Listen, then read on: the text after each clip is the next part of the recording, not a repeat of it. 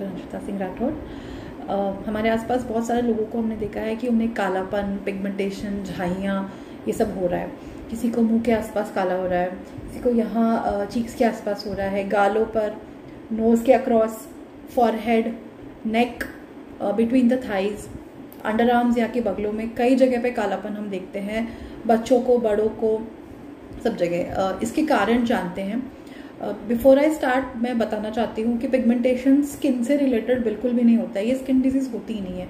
इसके जो कारण है वो अंदरूनी इंटरनल होते हैं।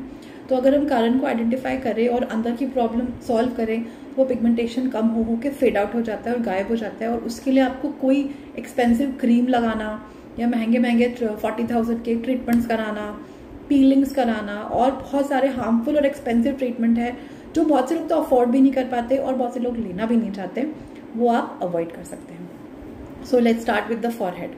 माथे और गालों के आसपास का पिगमेंटेशन लिवर डिजीज से रिलेटेड है। जब भी फैटी लिवर होता है, लिवर स्लो काम करता है, वो पिगमेंट्स को एलिमिनेट नहीं कर पाता है, तो यहाँ पर पिगमेंट जमा होने लगता है। So it is associated with fatty liver. It is also related with metabolic syndrome. Metabolic syndrome का मतलब ये है जब हमारा मेटाबॉलिज्म स्लो हो जाता है तो थोड़ा सा कोलेस्ट्रॉल बढ़ता है, थोड़ा सा यूरिक एसिड बढ़ता है, थायराइड फंक्शन डिस्टर्ब आते हैं अगर आप लैब टेस्ट करें तो।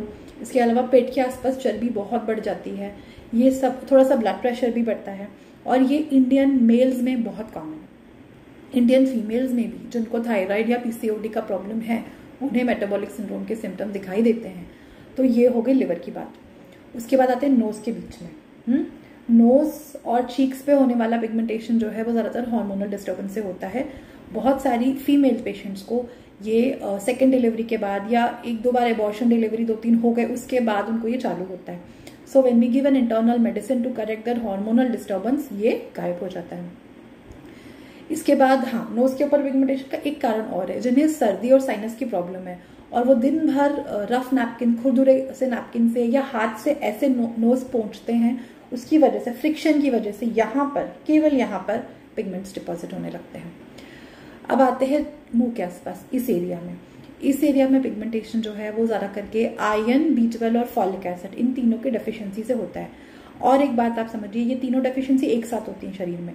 फॉलिक एसिड कम हुआ, आयरन कम हुआ और B12 कम हुआ, ये तीनों एक साथ ही कोएग्जिस्ट करते हैं हमारे बॉडी में और इनकी डेफिशिएंसी भी एक साथ होती है। जिस पेशेंट का B12 कम है उसका आयरन भी कम हो जाता है इवेंचुअली, और B12 इंप्रूव किया तो आयरन भी इंप्रूव होता है।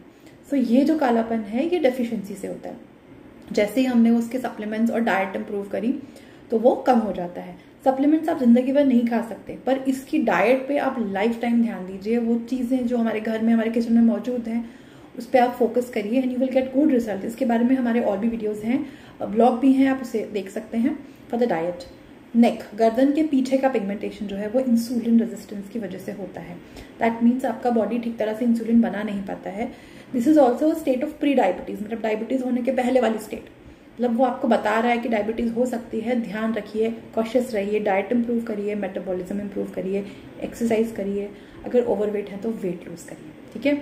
मोस्टली एकेंथोसिस ओवरवेट लोगों को ही ज्यादा होता है। ऐसे लोगों को गर्दन के आसपास बहुत सारी चर्बी भी होती है, fat deposition at the neck area.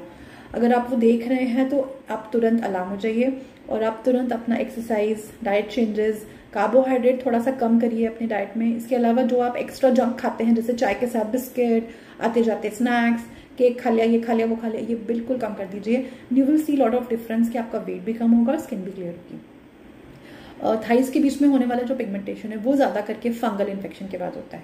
So initially there is fungal infection which turns into dermatitis और बाद में वहाँ की स्किन ब्लैकिश हो जाती है, काली सी पड़ जाती है और वो सालों साल तक भी रहती है। उसके लिए definitive treatment is required, plus itching scratching का साइकिल ब्रेक करना है। तो स्क्रैचिंग कम करनी है, मॉइस्चराइज ज़्यादा करना है, कॉटन के कपड़े पहनने, सिंथेटिक कपड़े नहीं पहनने हैं, हाइजीन का ध्यान रखना है, वगैरह वगैरह। इसके बाद है आर्मपिट्स का पिगमेंटेशन। आर्मपिट्स का पिगमेंटेशन भी एकेंथोसिस से रिलेटेड है और आर्मपिट्स में अगर छोटे छोटे मस्से आ रहे हैं, यानी कि वॉर्ड्स आ रहे हैं और कालापन हो रहा है, that clearly indicates PCOD, insulin resistance, obesity and family history of all these. मतलब आपको नहीं है लेकिन आपकी फैमिली हिस्ट्री में है तो भी आपको ये हो सकता है। So you have to take care of your metabolism और उसको बढ़ाने के लिए और इन पिगमेंटेशन को कम करने के लिए होम्योपैथिक मेडिसिन डेफिनेटली आप ले सकते हो, लेकिन इंटरनल कंडीशन को ठीक किए बगैर अगर आप ट्रीटमेंट के लिए जाएंगे तो आपका टाइम और पैसा बर्बाद होगा। अगर कोई डॉक्टर के पास आप गए हो और वो आपको इंटरनल कॉजेज के बारे में जानकारी नहीं दे रहे हैं, या वो खुद ही नहीं जानते हैं कि ये क्यों होता है, कि बगल में मस्से क्यों आ रहे हैं, पिगमेंट क्यों आ रहा है, that means you are at the wrong place, आप गलत जगह हैं।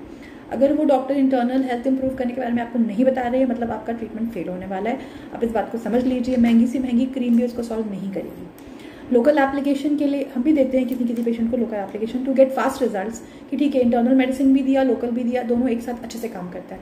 लेकिन केवल क्रीम लगाना, महंगे महंगे प्रोडक्ट्स लगाना, महंगी महंगी पील्स कराना, ये सोल्यूशन नहीं है। Please understand that and don't waste your hard earn money on such treatments. Treat the internal cause and get your skin flawless. Thank you.